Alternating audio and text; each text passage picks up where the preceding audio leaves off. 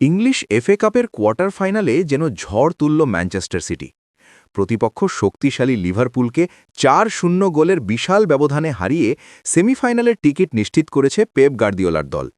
ম্যাচের শুরু থেকেই বল দখল আর আক্রমণে আধিপত্য দেখায় ম্যান সিটি। লিভারপুল চেষ্টা করলেও সিটির ডিফেন্স ভেদ করতে বারবার ব্যর্থ হয়। ম্যাচের ৩৯ মিনিটে প্রথম গোলের দেখা পায় city. Norwegian striker Erling Haaland দুর্দান্ত ফিনিশিংয়ে দলকে এগিয়ে দেন। এরপর যেন থামতেই চাননি হালান্ড। দ্বিতীয়ার্ধে আরও ২টি গোল করে সম্পূর্ণ করেন নিজের হ্যাটট্রিক।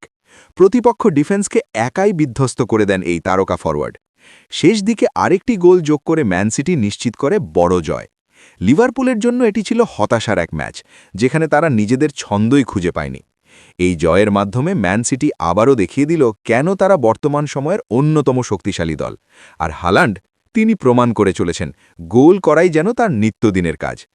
এখন দেখার বিষয়, সেমিফাইনালে এই দুর্দান্ত ফর্ম ধরে রাখতে পারে কিনা ম্যানচেস্টার সিটি।